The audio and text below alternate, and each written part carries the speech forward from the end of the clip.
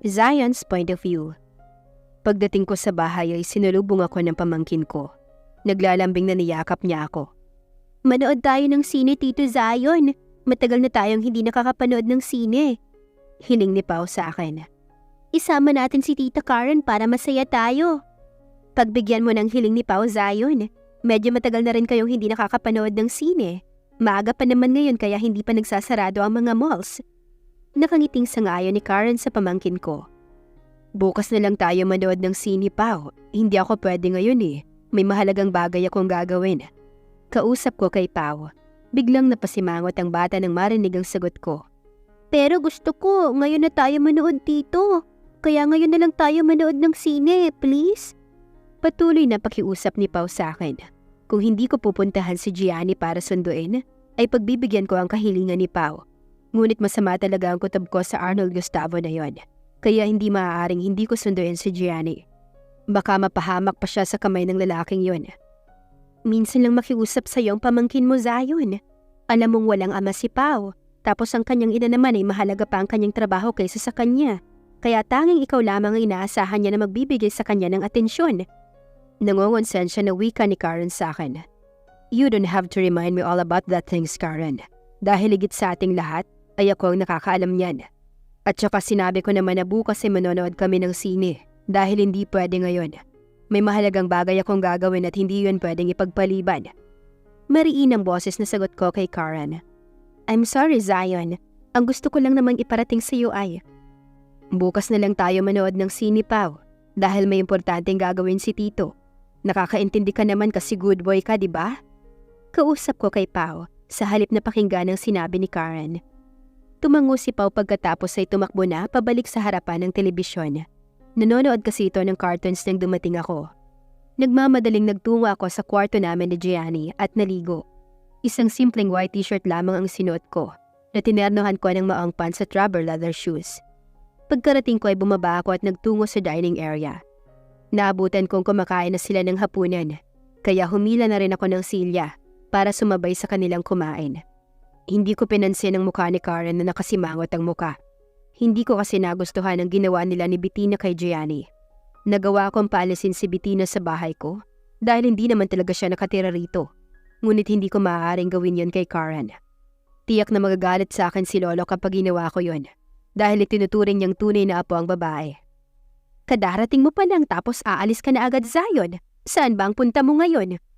Usisa sa akin ni Tita Alona habang inaabot sa akin ng kanin. May importante lamang akong gagawin, Tita. Matipid kong sagot. Hindi ko sinabi na pupuntahan ko si Gianni dahil tiyak natututol siya. Itinuturing ko siyang pangalawang ina, kaya ginagalang ko siya. Ngunit kung patuloy siyang makikialam sa pagitan namin ni Gianni, ay baka mabawasan ang respeto ko sa kanya. Ilang subo lamang ang ginawa ko pagkatapos ay agad na akong tumayo para umalis. I have to go, Tita. Paalam ko sa kanya. Bago pa siya makapagsalita ay mabilis na akong naglakad palabas ng dining area. Bago ako tuluyang lumabas ng bahay, binilinan ko ang mga katulong na siguraduhing nakalak ng mabuti ang mga pintuan at bintana para walang makapasok na magnanakaw. Nauuso pa naman ngayon ang mga akyat bahay dahil nalalapit na ang Kapaskuhan. Damn it! Ilang beses na akong napamura at hindi ko mapigilang mahampas ang manibela ng aking kotse. Ilang oras na akong stuck sa traffic. Walang traffic sa ganitong oras, ngunit dahil nagkaroon ng car accident bago mag-stoplight, kaya bumagal ang usad ng mga sasakyan at kung minsan ay hindi pa nga gumagalaw. Ewan kung bakit ba hindi pa naaalis ang mga sasakyan ng tatlong kotseng nagkabanggaan na malapit sa stoplight. Ilang oras na akong nakastuck sa traffic, malapit ng maghating gabi, kaya naman labis na akong nag-aalala para kay Gianni. Baka tapos na ang overtime niya at mahuli na ako ng datig. Naikuyom ko na mahigpit ang aking mga kamao. Kapag may ginawang masama ang Gustavo na yun kay Gianni, ay sinisigurado kong magbabayad siya ng mahal sa akin. Gianni's point of view. Isinukbit ko sa aking balikat ang aking shoulder bag. Pagkatapos ay lumabas na ako ng locker room. Hindi ko napigilan ng maghikab. Inabot ako ngayon ng halos hating gabi dahil ako ang nag-cover ng shift ni Silva. Wala sana akong overtime ngayon, pero dahil nag-undertime ang kaibigan ko, kaya ako na lamang ang pumalit sa kanyang oras. Kulang kasi ngayon ang mga waitress dahil dalawa ang hindi pumasok kanina para sa kanilang shift. Uwi ka na ba, Gianni? Tanong sa akin ng waiter na si Anjo nang mapadaan ako sa tapat niya. Oo, uuwi na ako. Inaantok na rin ako kanina pa. Sagot ko sa kanya. Pagkatapos ay muli akong naghikab. Ingat ka sa pag-uwi mo. Paalala niya sa akin. Dapat kasi may boyfriend ka na para laging may maghahatid at magsusundo sa'yo kapag pumapasok at umuwi ka galing sa trabaho. Kung sana lamang ay sinugot mo ako sa panliligaw ko sa'yo ay may boyfriend ka na sana ngayon. Biro niya sa akin. Biro na may halong katotohanan. Matagal na kasi siyang nagpaparamdam sa akin na nais niya akong ligawan. Ngunit hindi ko sinoseryoso ang kanyang sinasabi. Kaya hindi siya makapanligaw ng formal. Kapag pumuti ang uwak ay baka sagutin ko na ang panliligaw mo. Nakangiting biro ko sa kanya. Napakamot na lamang si Anjo nang bagtawanan ng mga kasamahan namin sa trabaho nang marinig ang sagot ko sa kanya. Mas magandang ganito na lamang kami. Ginagawang biro ang lahat kaysa naman ang magseryoso dahil tiyak na masasaktan lamang siya sa akin. Wala ka talagang pag-asa kay Gianni, Anjo. Maligo ka muna kasi ng 10 beses sa isang araw para naman mas gumandang lalaki ka at hindi ka maging alangan sa ganda ni Gianni. Kantsaw kay Anjo ng kasamahan naming si Ray. Nagtawa na ng lahat ng mga waiter at waitress na nakarinig. Maging ang ibang customers na nakarinig sa sinabi ni Ray ay natawa rin. Ngunit tinawanan lamang ni Anjo ang sinabi nito. Iyon ang nagustuhan ko kay Anjo. Hindi siya madaling mapikon kahit pa madalas siyang inaasar ng mga katrabaho namin.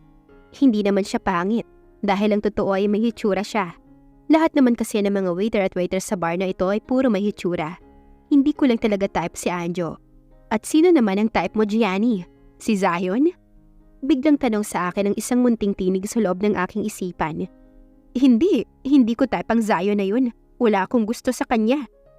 Mabilis kong ipinilig ang aking ulo para maglaho sa aking isipan ang tinig na yon. Aalis na nga ako. At baka makita ko pang magbugbugan kayong dalawa dyan. Nakangiting biro ko kina Anjo at Ray. Pagkatapos ay naglakad na ako palabas ng bar. Napahugot ako ng malalim na buntong hininga. Nang paglabas ko ng bar ay nakita kong napakatahimik na ng paligid. Maliban sa mangilan-ngilang sasakyan na nagdaraan sa kalsada. Kung gaano kaingay sa loob ng bar, ay kabaliktaran naman sa labas na tahimik. Medyo madilim pa ang lalakaran ko papunta sa main highway, kung saan nagdaraan ang mas maraming mga sasakyan. Napundi siguro ang streetlight, kaya madilim ang kalsada ngayon.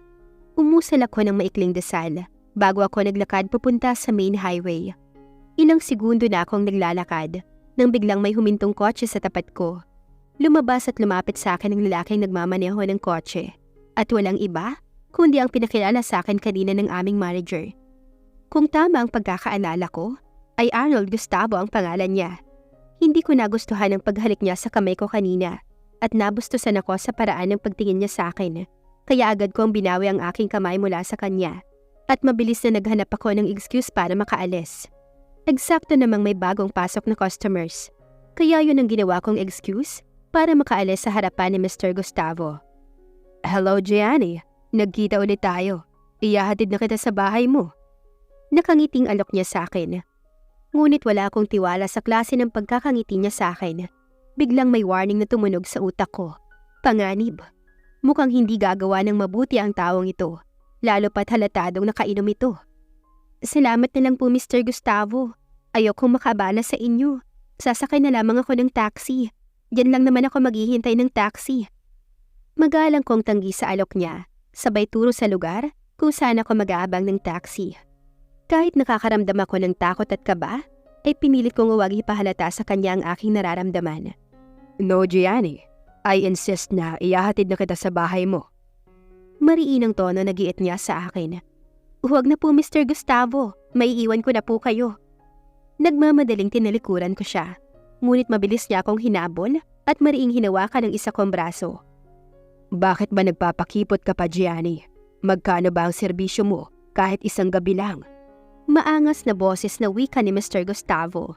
Tila naubos na ang pasensya niya sa akin. Kaya lumabas na ang tunay niyang ugali.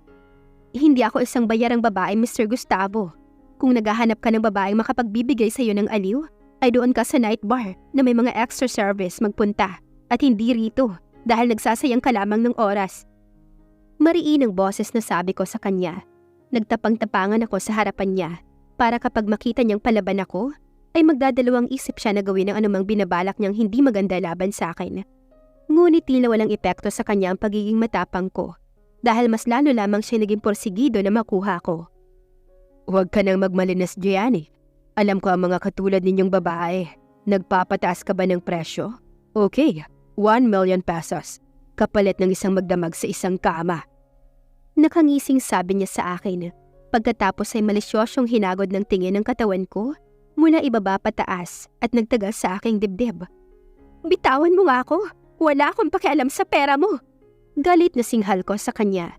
Pagkatapos ay sisipain ko sana siya sa pagitan ng kanyang mga hita, ngunit tila nahulaan niya ang aking gagawin, kaya mabilis niyang naitiklop ang kanyang mga tuhod. Akala mo'y hindi ko alam ang gagawin mo? Nakangising sabi niya sa akin. Pagkatapos ay bigla akong hinila papunta sa nakahinto niyang sasakyan. Nakaramdam ako ng panik. Kapag maisakay niya ako sa kanyang kotse, ay tiyak na masisira ang aking kinabukasan. O baka mas malala pa ang mangyari sa akin. Baka patayin pa niya ako. Tulong! Tulungan niyo ako! Malakas kong sigaw, kahit na wala namang tao sa paligid. Ang ingay mo! Singhal niya sa akin, at pagkatapos ay binigyan niya ako ng isang malakas na sampal. Bigla akong napahinto sa pagsigaw, at pakiramdam ko ay namamanhid ang aking pisngi sa lakas ng pagkakasampal niya sa akin. Ngunit saglit lamang akong natigalgal dahil muli akong humingi ng saklolo. At isang malakas na suntok sa sikmura ang hindi ko inaasahang gagawin niya. Pakiramdam ko ay saglit na huminto ako sa paghinga bago walang lakas ang katawan ko na bumagsak sa kalsada. Ang arte mo kasi, yan tuloy ang napala mo. Sa nagdidilim kong paningin, ay naramdaman kong binuhat ako ni Mr. Gustavo at isinakay ako sa kanyang kotse.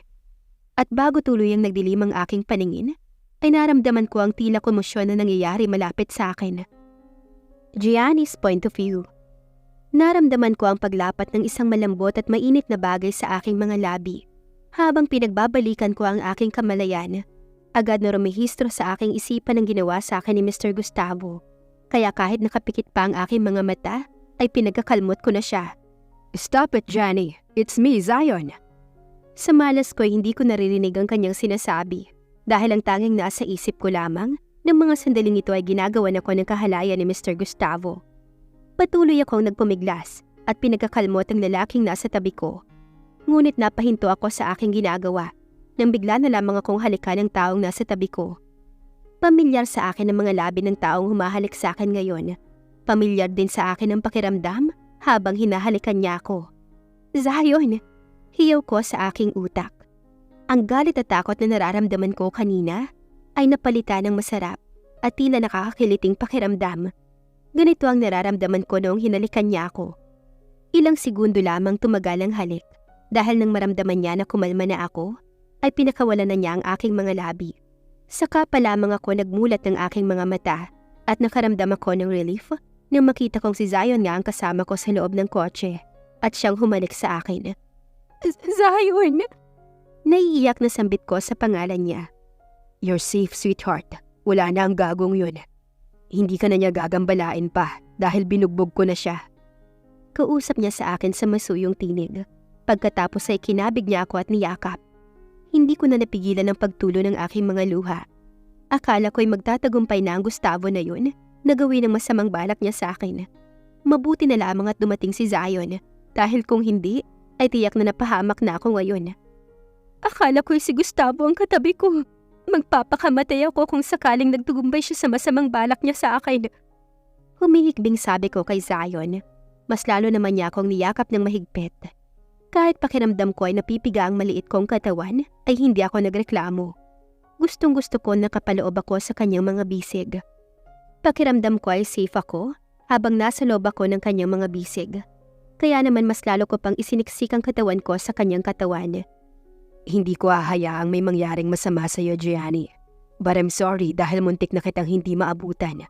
Kung hindi sa mahabang traffic kanina ay nakarating agad ako rito at hindi magkakaroon ng pagkakataon ng lalaking yun na malapitan ka. May galit ang boses na wika ni Zion. Ang mabuti pa'y huminto ka na muna sa pagtatrabaho sa bar na yan at manatili ka muna sa bahay ko, Gianni. Bigla akong napakalas mula sa pagkakayakap sa kanya nang marinig ko ang sinabi niya. Tama siya sa pagsasabing huminto muna ako sa pagtatrabaho sa bar, Ngunit hindi ako babalik sa bahay niya. Ayokong makita ang mukha ng dalawang babaeng yun. Hindi ako babalik sa bahay mo, Zion. Tiyak na palaging may mangyayaring gulo kapag naroon ako sa bahay mo. Mabilis kong sagot sa kanya. Umayos ako ng pagkakaupo at tinuyo ng aking palad ang aking mga luha. Wala kang magagawa kundi sundin ang kagustuhan ko, Gianni. Next day lalabas na ng ospital si Lolo. At tiyak na malulungkot siya kapag nalaman niyang hindi ka na nakatira sa bahay ko. At matalas ang pag-iisip ni Lolo. Kaya natitiyak ko na maghihinala siya tungkol sa tunay nating relasyon kapag hindi ka sa bahay ko nakatira. Paliwanag ni Zion habang madilim ang muka. Napapikit ako at napahugot ng malalim na buntong hininga. Tama ulit siya. Tiyak nga na maghihinala si Lolo sa tunay na relasyon namin kapag hindi ako nakatira sa bahay ng kanyang apo. Wala nga naman akong magagawa, kundi sundin siya, lalo pat may pinirmahan na kaming kontrata. Okay, papayag akong bumalik sa bahay mo pero kausapin mo ang dalawang... Wala na si Bettina sa bahay. Matagal ko na siyang pinaalis. Si Karen naman ay hindi ko siya maaaring paalisin dahil tinuturing siyang apo ni Lolo. Putol ni Zion sa aking sasabihin. Lihim akong nakadama ng kasiyahan nang malaman kong pinaalis niya sa bahay si Bettina. Pagkatapos kong kumalmay nakapag-usap kami ng maayos at inihatid na ako ni Zion sa apartment ni Silva. Bukas ng hapon ay susunduin kita rito at ihahatid sa bahay, okay? Okay. Mahina ang boses na sagot ko sa kanya bago ako lumabas ng kanyang kotse. Gianni, tawag niya sa pangalan ko nang akmang isasarado ko na ang pintuan ng kanyang kotse. Nagtatanong ang mga matang tinignan ko siya. Gamutin mo agad ang pasa mo sa pisngi para hindi makita ni Lolo pag uwi niya. Paalala niya sa akin. Muli lamang akong tumango sa kanya pagkatapos ay sinarado ko na ang pintuan. Hinintay muna ni Zion na makapasok ako sa loob ng gate bago siya umalis sa harapan ng apartment ni Silva. Pagkapasok ko sa loob ng apartment ni Silva, ay naabutan ko siyang umiinom ng tubig sa kusina. Agad siyang napalapit sa akin nang makita niyang namamaga ang isa kong pisngi. Anong nangyari sa pisngi mo, Gianni? Bakit may pasa at namamaga? Nag-aalalang tanong ni Silva. Hinila niya ako paupo sa sala at pagkatapos ay agad na kumuha ng ice pack at inilapat sa akin pisngi. Ikinuwento ko sa kanya ang nangyari. Mula sa muntikan na akong makidnap ng lalaking ipinakilala sa akin ng aming manager, pati ang ginawang pagliligtas sa akin ni Zion, at ang tungkol sa pinag-usapan namin bago niya ako ihatid sa apartment ng kaibigan ko. Akala ko talaga'y nagtugumpay ang lalaking yun na makidnap ako. Mabuti na lang talaga't dumating si Zion. Sabi ko sa kanya, matapos kong ikwento ang lahat ng mga nangyari. I'm sorry, Gianni. Kung hindi sana ako umuwi ng maaga ay may kasama ka sanang umuwi rito sa apartment ko. Baka magdalawang isip ang taong yun na lapitan ka kung nakita niyang may kasama ka. Apologetic ang mukha ng wika ni Silva. May sakit ka kaya natural lamang na umuwi ka ng maaga. Saka masamang tao talaga ang Gustavo na yun. By the way, ano pala ang plano mo ngayon? Babalik ka na ba sa bahay ni Zion? Kung ayaw mong bumalik ay dito ka na lang muna at ako ang kakausap sa kanya. Pag-iiba ng topic ni Silva. Hindi ko napigilan ng mapangiti sa kanyang sinabi. Matapang talaga ang kaibigan ko. No wonder na madalas siyang sinasabihan ni Sir Alex na parang Amazon akong kumilos. Kailangan kong bumalik sa bahay niya dahil may kontrata kaming pinirmahan, Silva. At isa pa, pinaalis na raw niya si Bettina sa bahay niya. Kaya nabawasan ng isa ang aking mga kaaway sa bahay niya. Nakangiting sagot ko kay Silva. Ayokong mag-alala pa siya sa akin at hindi ko rin naman hahayaan na apihin ako ni Karen o di kaya ng tita ni Zion.